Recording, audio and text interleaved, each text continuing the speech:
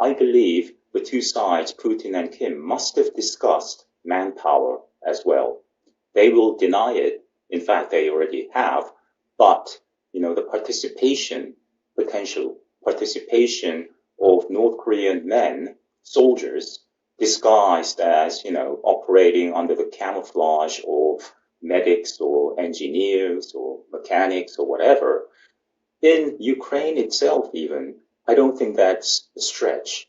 I think the two sides must have been discussing the dispatch, sending of North Korean soldiers into Russia, into the border region, and perhaps even into Ukraine. Hello and welcome to Frontline for Times Radio with me, Kate Chabot. And today we're joined from New York by Sung-Yoon Lee, an academic who has advised... Hello and welcome to Frontline for Times Radio with me, Kate Chabot. And today we are joined from New York by Sung-Yoon Lee, an academic who's advised successive US administrations on North Korea. He's a fellow at the Woodrow Wilson International Center for Scholars and author of The Sister, an extraordinary biography of the sister of the North Korean leader Kim Jong-un.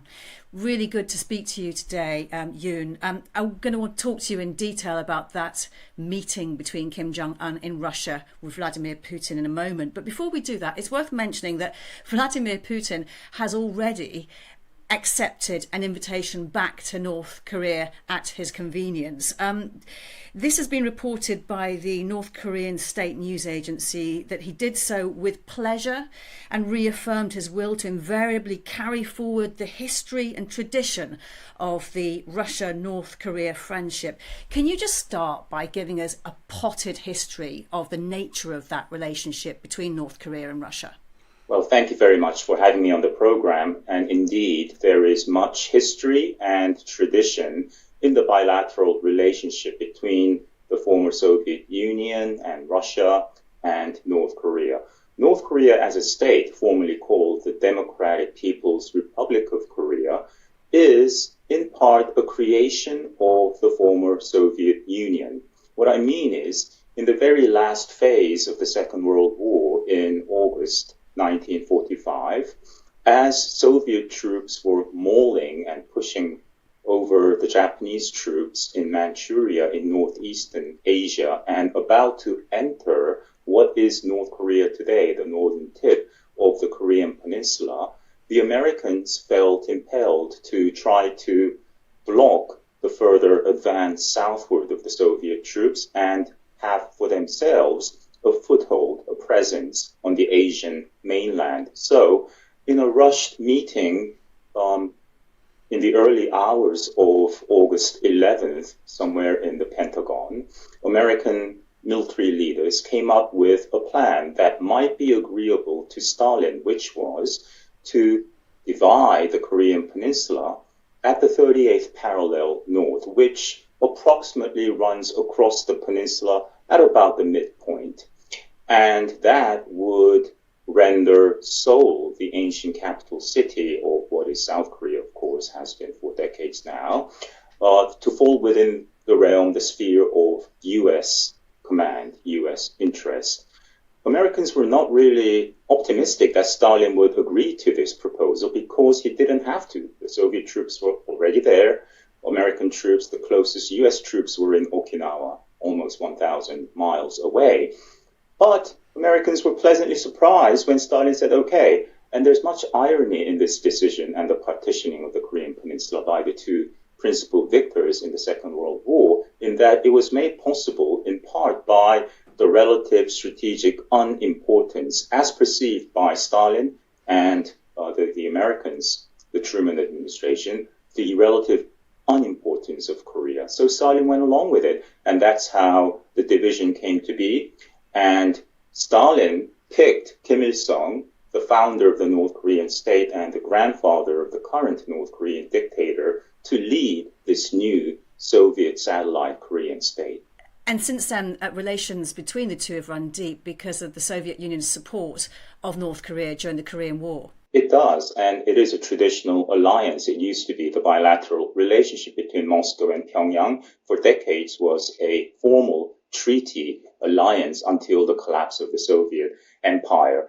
Kim Il-sung, the North Korean leader, gambled big and invaded South Korea, quite convinced that the Americans would do nothing more than just issue condemnations at the United Nations. But for misreading the situation on the ground, the Truman administration, the US government felt that Kim Il-sung was a puppet of Stalin and was following Stalin's order to test the Americans by crossing over the boundary and invading the South. Not that Kim Il-sung had agency, that he had ambitions, and that Stalin was an unwilling, a reluctant supporter of Kim's campaign to invade South Korea, Mao as well. So for the wrong reasons, Americans convinced that this is a test of US resolve, US will, and if Americans just sit around and watch from afar, doing nothing about the situation, this invasion, then Stalin would be further emboldened to test American initiatives, interests in more important strategic outposts in Europe, for example. So for that reason, the United States made the decision, decisively came to defend the South in the name of anti-communist crusade. So that's how the Korean War was started by North Korea, and the Americans came to defend the South. And at one point, North Korea lay on the precipice of state collapse as US-led UN troops pushed northward, approaching the Yalu River, the border with China. And when the Chinese intervened and pushed down the UN South Korean command further south, then the tide in the war changed quite dramatically in late 1950. As of 1951, during the war, there was sort of a stalemate and protracted negotiations, and the shooting ended on July 27th, 1953, the Korean War Armistice signing day. And on its 70th anniversary this year, on July 27th, Kim Jong-un presided over a big military parade with the Russian defense minister, Shoigu, by his side. And the two obviously had much to discuss about the upcoming summit meeting between Putin and Kim Jong-un. Fast forward to today. You say this meeting that took place in Russia, each side knew exactly what they wanted to get out of this visit. What do they want? Well, maybe that's a slight dramatization, exaggeration, but obviously a summit meeting, unlike a blind date, should have no wrinkles, no surprises, no impromptu, improvisation. A lot of the agenda are already, negotiated and agreed upon before the leaders meet, of course. So what does North Korea seek from Russia? Well, help with advanced military technology, advanced nuclear and intercontinental ballistic technology, satellite technology, nuclear-powered submarines, submarine-launched nuclear-tipped ballistic missiles, and so on. And Putin very graciously said that, yes, he would help North Korea launch satellite into space. And under this rubric of peaceful use of satellite and ballistic missile technology, I think Putin is trying to cover that, in fact, what he has proposed, what he has agreed to, is a blatant violation of many multiple UN Security Council resolutions that he himself had endorsed in the past. Any cooperation on satellite technology, which of course requires long-range ballistic missile technology, is in violation of many Security Council resolutions. What does Putin seek from North Korea? Well, in a way, it's kind of sad because Russia, with all its problems, is an imperial power with much culture, history, and so on. And today, Russia has been reduced to requesting a pariah state, a tiny, backward, despotic state called the Democratic People's Republic of Korea, for help in its war campaign in Ukraine. So Russia needs ammunition, artillery shells, small arms, sniper rifles, all kinds of things. So Russia is now asking North Korea to help on these small arms purchase. And of course, North Korea, although we tend to think of North Korea because it's so backward, so weird, so strange, it's such a weird amalgam of medieval mores, this cult of personality and also buffoonish bellicosity. They say crazy sounding things all the time. We're going to nuke you and so on.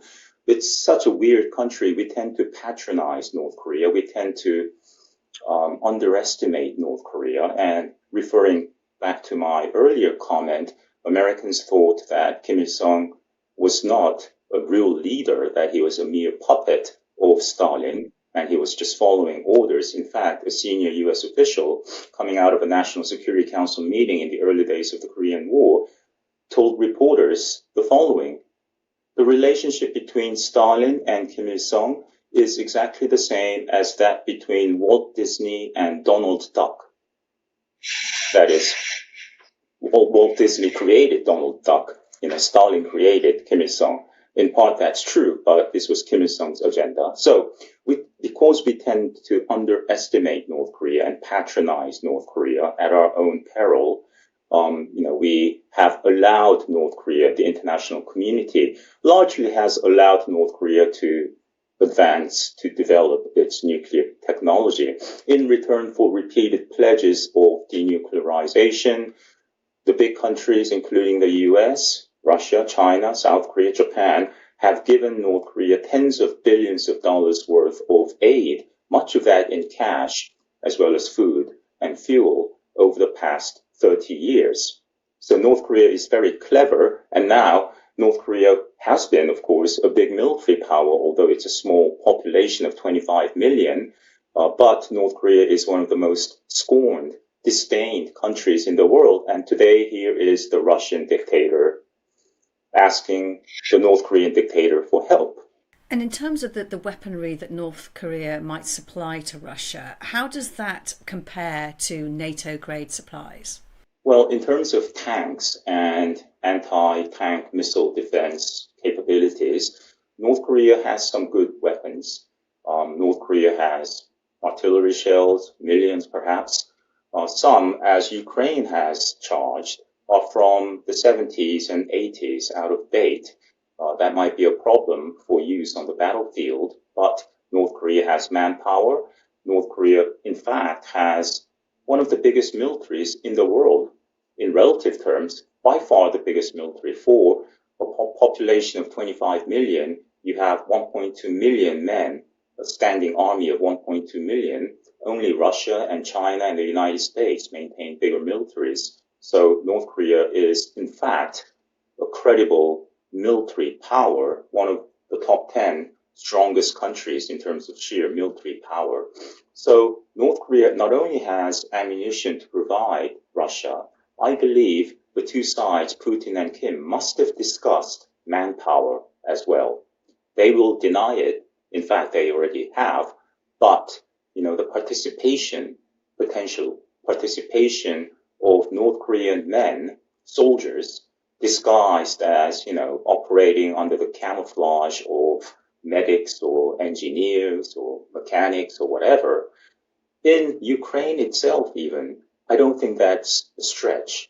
I think the two sides must have been discussing the dispatch, sending of North Korean soldiers into Russia, into the border region, and perhaps even into Ukraine. So, the necessity on the part of Putin in prosecuting this war in Ukraine has triggered this kind of elevated North Korea to a pedestal, a very important player, a partner. Whereas 4 years ago, when the two men met for the first time in Vladivostok on April 25th, 2019, Kim Jong-un had a bad day the next day. Why? Because he was told at the meeting by his host that the next day, on the 26th, Putin would be flying down to Beijing to attend a big international conference, the Second Belt Road Initiative conference. What's the problem there? Well, usually that is viewed as a breach of diplomatic protocol. When you have a dignitary, a head of state, visiting your country, you don't leave your country if you can help it, because that implies that I, the host, I have places to go, people to meet, whereas you are a tourist, have a nice time in my country. So Kim Jong-un was told that, at the meeting itself, when he thought the next morning at 9 a.m., Putin and he would be attending a wreath-laying ceremony at a military cemetery near Vladivostok.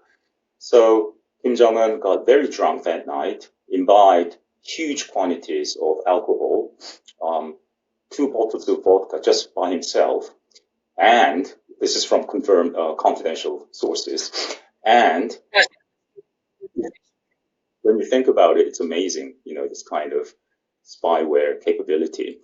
Um, and the next morning, he showed up. He was supposed to show up to the cemetery at 9 a.m., but he showed up at 11:40 a.m., keeping everyone waiting, Kim Jong-un, that is, and then just canceled the rest of the day. He had on the agenda a visit to the zoo and then an evening ballet to attend. He just went home. That's how Putin treated Kim Jong-un a mere 4 years ago. But now Kim Jong-un is one of his best buddies, most important interlocutors, a partner. And of course, that is because of Putin's own doing.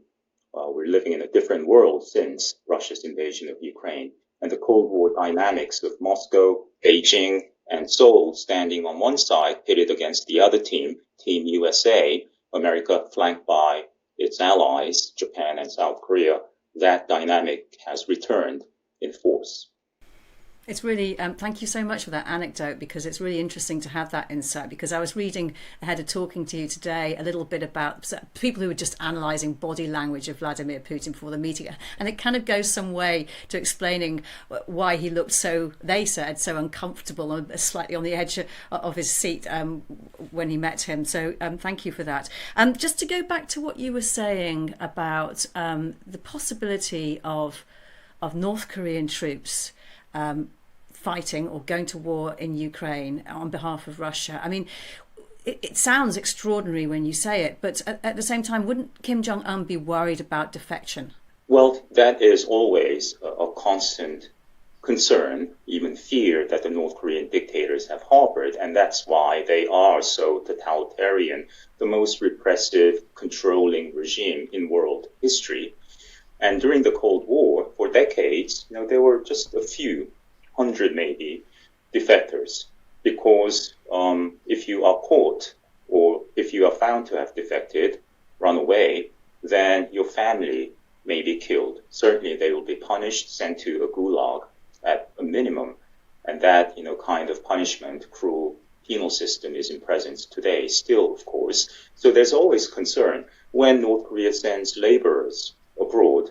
There are still thousands of North Korean laborers in the Russian Far East, and that is also in contravention of a UN Security Council resolution. In the wake of North Korea's third ICBM test in 2017, in December there was another toughly worded resolution passed at the Security Council, which Russia and China both endorsed, and one of the provisions was calling on all UN member states to forcibly send back, repatriate to their host nation, North Korea, all North Korean workers. But Russia has completely ignored that.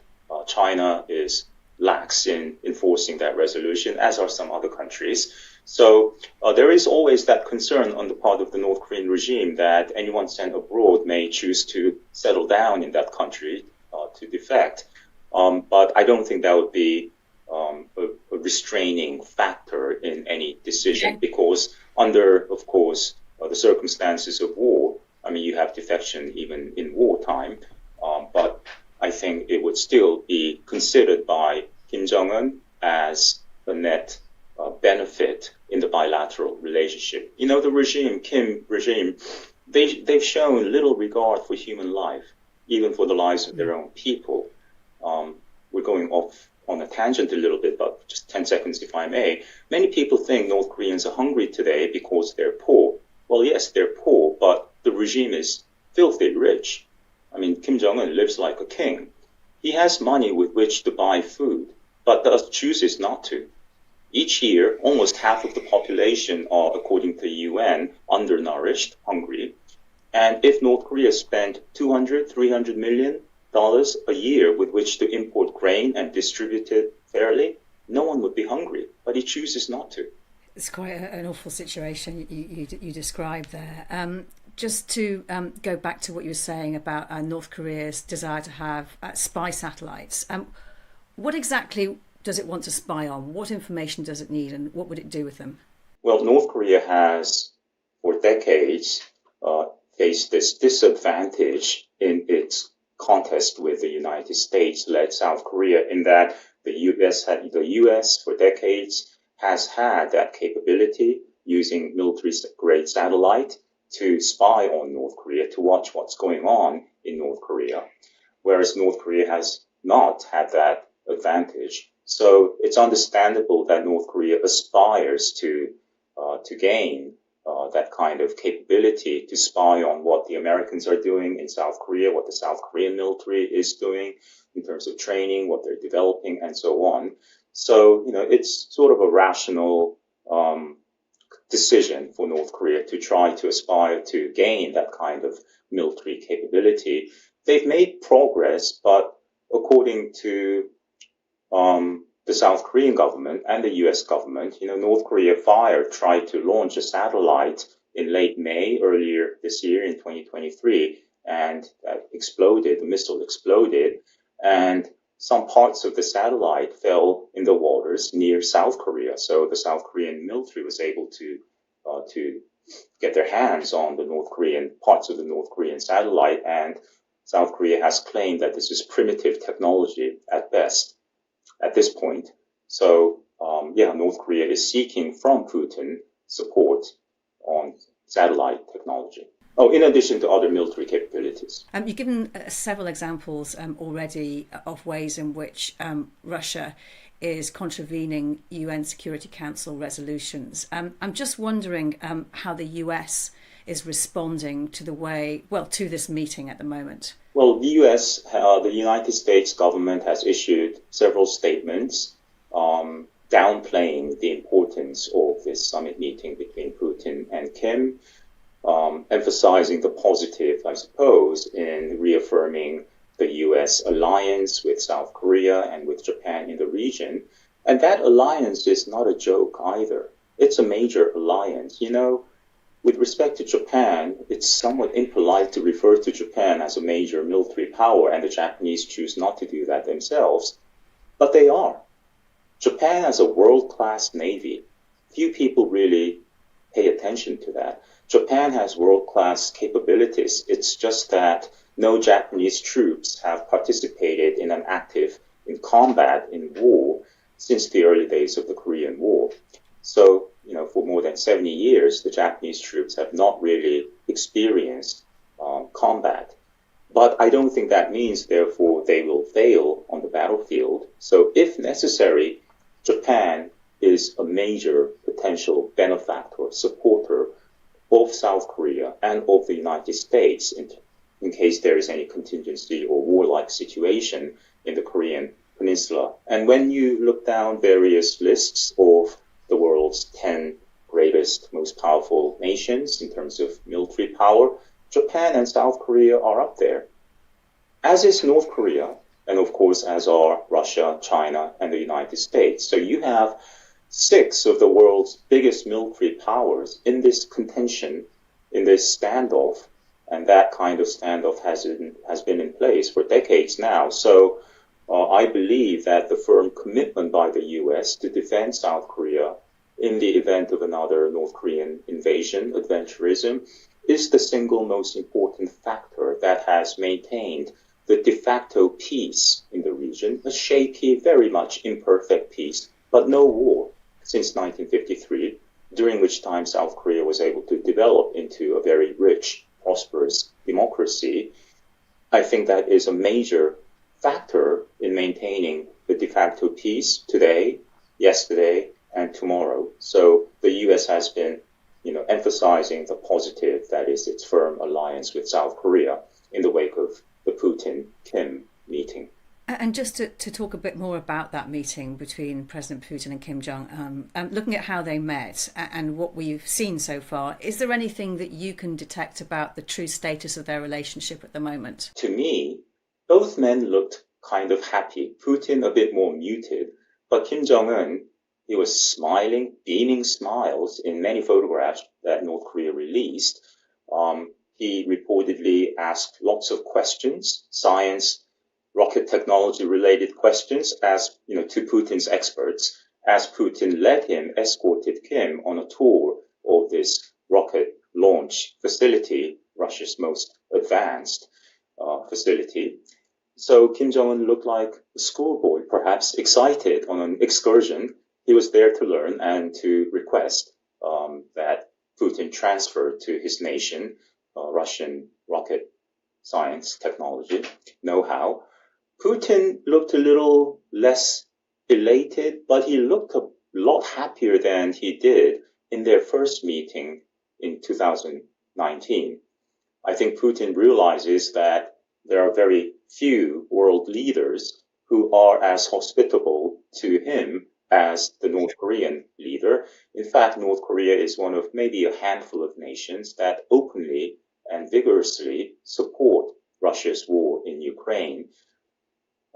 Kim referred to Russia's war as a heroic struggle by the people and the soldiers of the Russian Federation against evil forces, meaning the United States. So, Kim Jong-un is one of very few heads of state brazen enough to say such things to Putin and to the world. So, it's understandable that Putin would receive Kim and make a reciprocal visit.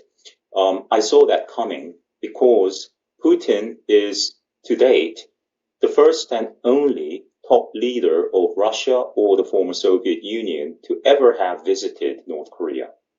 So Vladimir Putin, in his early years, in July 2000, he stopped over in North Korea on his way to attend the 26th G8 summit held in Japan, in Okinawa, Japan. And he met with the then Supreme Leader, Kim Jong-un's father, Kim Jong-il. And Kim Jong-il told Putin this tall tale that, okay, we're willing to relinquish, give up our missile technology, ballistic missile program. We just want to launch satellites for peaceful reasons, to better assess what the weather is like. So if Russia is able to do this for us, or if China is able to do it, or if the United States is able to launch our satellites, then okay, let's talk. I'm open to, dismantling our nation's ballistic missile program. Putin took that message to Okinawa, and he was the star there because this was such a startling statement by the North Korean dictator. But, that was 23 years ago. And for a variety of reasons, I think today we can draw the conclusion that Kim Jong-un was kidding. Kim Jong-il, pardon me, the father. And just to drill down into the meeting between the two, as we speak, it hasn't been lost on the media, this kind of obsessive cleaning, disinfecting of the chair that took place that Kim Jong-un was going to sit on. I suppose the media would seize upon that kind of thing, but that, again, it does show the kind of portrayal of him as being some kind of crazy guy who's obsessive, and the reality is, as you say, very different. Yes, Kim is not crazy in the conventional sense of the word. He comes across as crazy and narcissistic, and of course he is. He is treated as a demigod, a godlike figure in his country. When Kim Jong-un, and this was also true of his father and grandfather, when they make an entrance into an auditorium or anywhere, people already there waiting, of course, they stand up, stand to attention and applaud and cheer, roar rapturously, sometimes for over 10 minutes. And Kim has to sort of say, okay, that's enough, calm down. But they still go on doing that. And there is only one person in that auditorium who is clapping half-heartedly or not clapping at all. And that's his sister, Kim Yo-jong. And that shows, that's, a vignette, an example of the unique position that she holds in the North Korean hierarchy. Because she too is on that visit, isn't she, to Russia? Yes, and the first visit by Kim Jong-un to Russia in 2019, she was not on that visit, surprisingly, because over the previous year and a half or so, she had attended basically all summit meetings that her brother had had with the South Korean president, with Donald Trump, and so on. And she was not there in Vladivostok in April 2019. And maybe it's one factor in that Kim Jong-un looked very disheveled and disoriented, emerging from his Mercedes sedan. Putin was uncharacteristically early for a meeting. He was standing there waiting for Kim Jong-un. And Kim Jong-un, as he exited the car and walked toward Putin, looked a little kind of disoriented, and his signature Mao suit was all creased up. The jacket was like bent upward, revealing, how to put it delicately, the contours of his backside. And of course, no one on the retinue could dare put their hand on the great leader, especially in the vicinity of his derriere, except for his sister, and she was not there. So, and Putin was not really smiling benevolently either. He did flash a smile or two, but the two stood very awkwardly, rigidly for photographs. But on this visit, the second visit, both men looked a lot happier, especially Kim Jong-un, knowing that he was going to make some money by selling arms to Russia. I mean, the optics are very important, aren't they? And you have written an article explaining that Kim Jong-un, his objective is always to instill fear into North Korea's enemies. Can you just explain his strategy, how he does it? And because you say he learned it from his father. Yes, what I mean is, contrary to the popular perception out there that North Korea is crazy, that North Korea is merely reacting to what the big powers do or say, especially the US, that North Korea has developed a bomb because they're paranoid of an imminent US invasion and so on. Contrary to that kind of narrative, North Korea has agency. I argue that North Korea has been mainly the driver in most of the bilateral relationships North Korea has pursued in its history with China, with the Soviet Union, with the United States, vis-a-vis South Korea, and so forth. North Korea calls the shots. They say, okay, let's meet, and everyone else follow. And then they cancel the meeting, walk out of the meeting, and turn their back on the world and go through a protracted period of lethal attacks on South Korea, military provocations, testing nuclear devices, and many, many ballistic missiles, creating this concern, security concern or fear in its adversary. So escalating tension, maybe even elevating their net value, net worth by becoming a fierce, threatening player. And then very dramatically, beaming smiles, they say, let's meet. Let's talk about peace and denuclearization. And of course, none of North Korea's adversaries can say, no, thank you. We're not interested, because that would paint them as the more petulant party, uninterested in peace. So they come with bundles of concessions, and North Korea signs some paper agreements on denuclearization, and then go back to building bigger bombs. So this is cyclical, this pattern of provocations and then post-provocation outreach explains North Korea's strategy.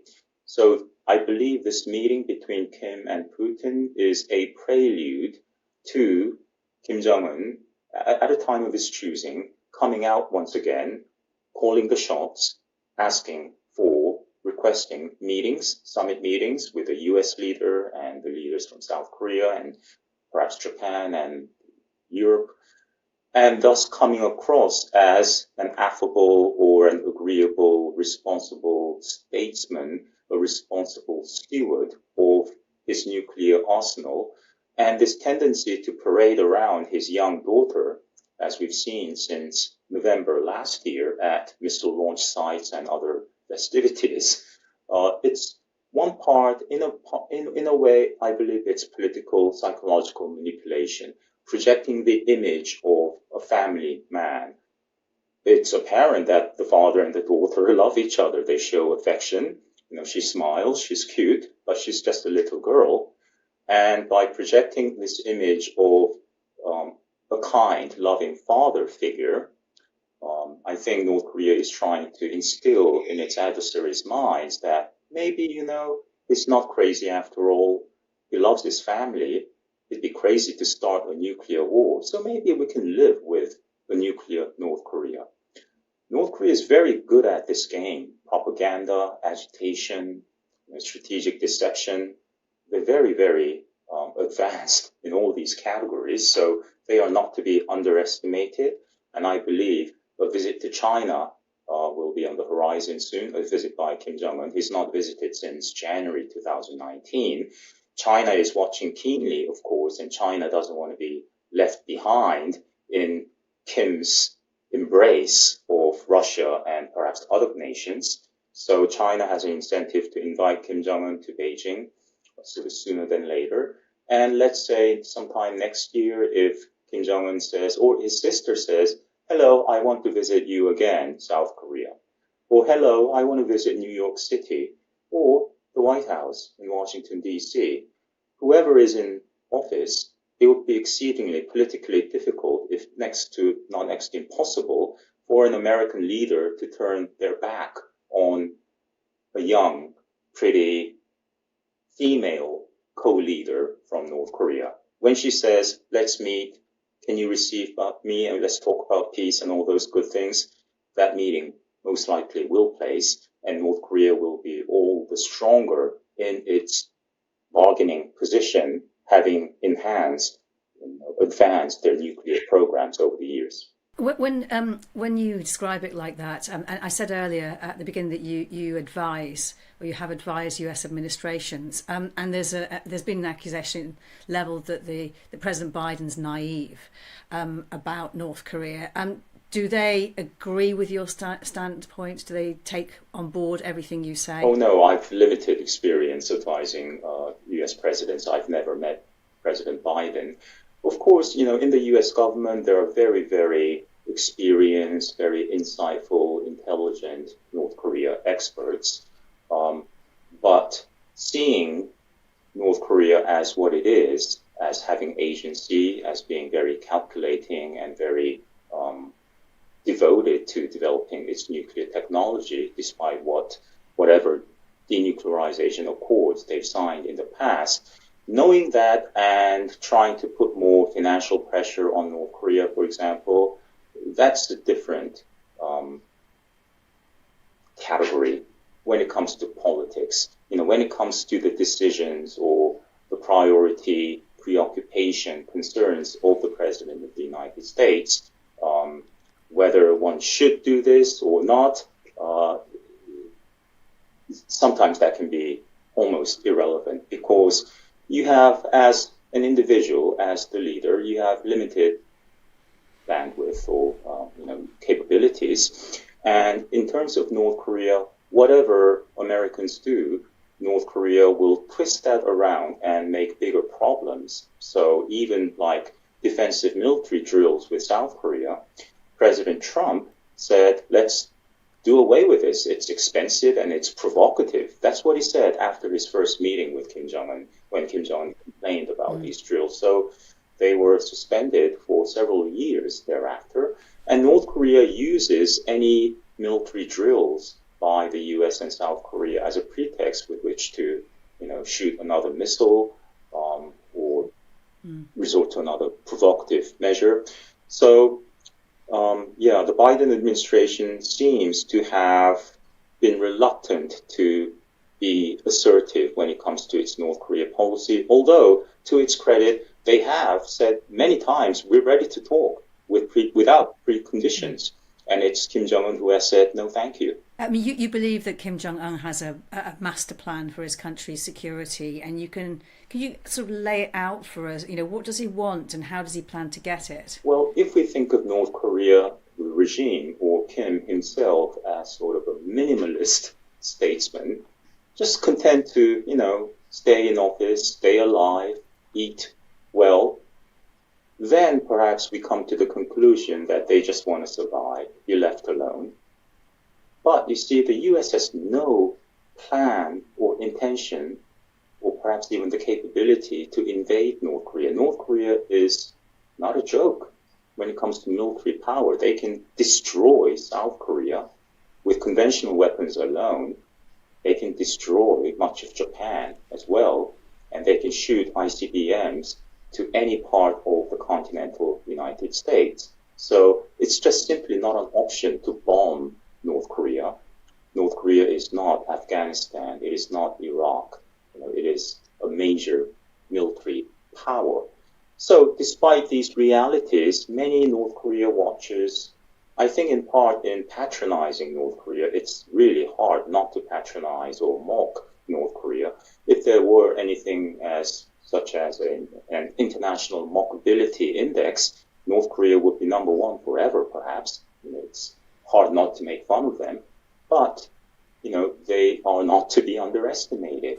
So rather than considering North Korea as a minimalist, interest-seeking state, if we assume North Korea leader to be a maximalist, national interest-seeking player, what does he want? What is his greatest concern? An American invasion?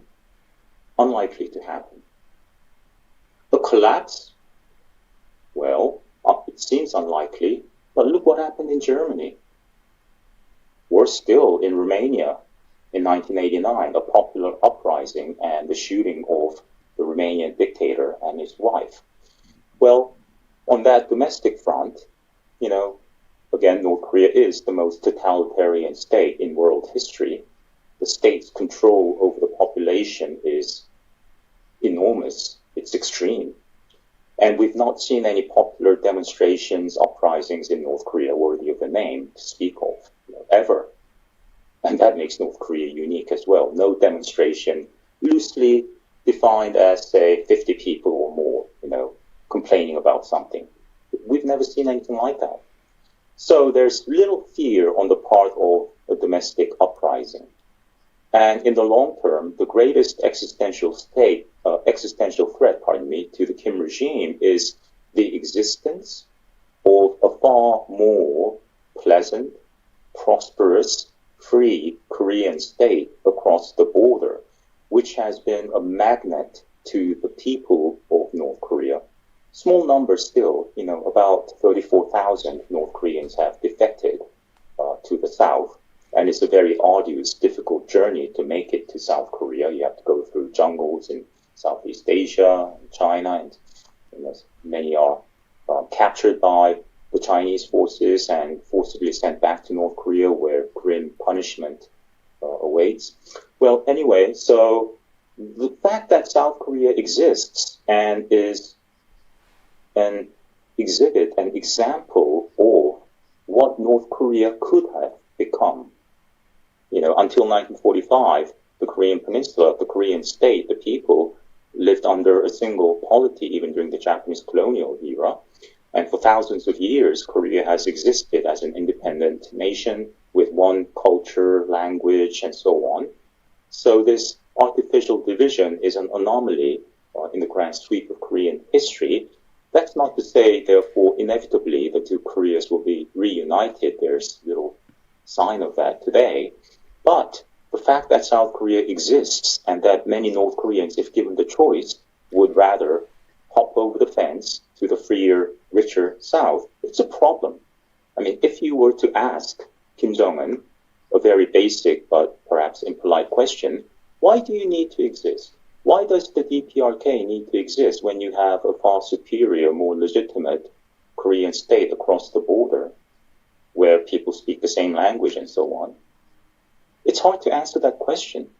So, going back to the Korean War started by the grandfather of Kim Jong-un, that was the biggest gamble for once and for all, to resolve the Korean question, the division, and to preside over a united Korea, that is to incorporate South Korean territory and its population.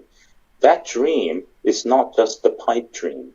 It is the single biggest reason that the North Korean party and the state and the great leader exist. Says who? North Korea. The supreme national task, quote unquote, from the North Korean constitution is reunification. And by that, of course, North Koreans don't mean being absorbed by the richer South. The exact opposite. So, in short, the master plan is, until that day is possible, to basically defend North Korea from being tempted, or its citizens from being tempted to go elsewhere, keep the status quo until that time may come that they could wish that there was some kind of reunification. Yes, I mean, there are largely broadly two types of reunification. That is, one state absorbs the other willingly or by force, and that's the case of Vietnam. That's the Vietnam model. And then there's the German case. The richer state, absorbs the less rich, the poorer state, peacefully. It's hard to see either taking place anytime soon in the region, in the Korean Peninsula. But from Kim Jong-un's point of view, the family regime's point of view, that is a goal, that is a non-negotiable proposition. It cannot be bargained away. They don't want to be the leaders of the perpetually inferior Korean state. And you referred to earlier to North Korea becoming a satellite state for the Soviet Union during the Cold War. Is that anything like that could happen again? Could that relationship return? I don't think so, not like that, because yes, Russia, China are much bigger than tiny North Korea. But North Korea has had nuclear weapons for well over 15 years now. The first nuclear test North Korea undertook in 2006. So North Korea is a veritable nuclear power with a huge army, a major player in a very rough neighborhood. You have the biggest countries in Northeast Asia, biggest countries of the world in the North Pacific, Russia, China, South Korea, Japan, North Korea, and the United States. So North Korea used to call themselves as a mouse, small mouse, surrounded by big cats. But I think under Kim Jong-un and the advances they've made on the nuclear technology front, they see themselves as a much bigger player. And even as a small mouse in the past, they have been very clever. And going back to Kim Il-sung and Kim Jong-il, one would think that they would be deferential, respectful to Mao or his successor, Deng Xiaoping, and so on. No. Every North Korean leader has personally insulted and defied the Chinese and the Soviets and the Russians. They have agency. They really do, the North Koreans. They know that that North Korea is a major card to both Moscow and to Beijing. And it's not in the interest of Russia or China to let North Korea collapse.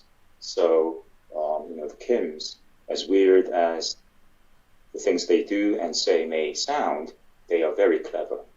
And with that agency that you described North Korea having, if President Putin should be out the Kremlin anytime soon, would that have no impact whatsoever on North Korea, on Kim Jong-un, with this relationship developing as it is?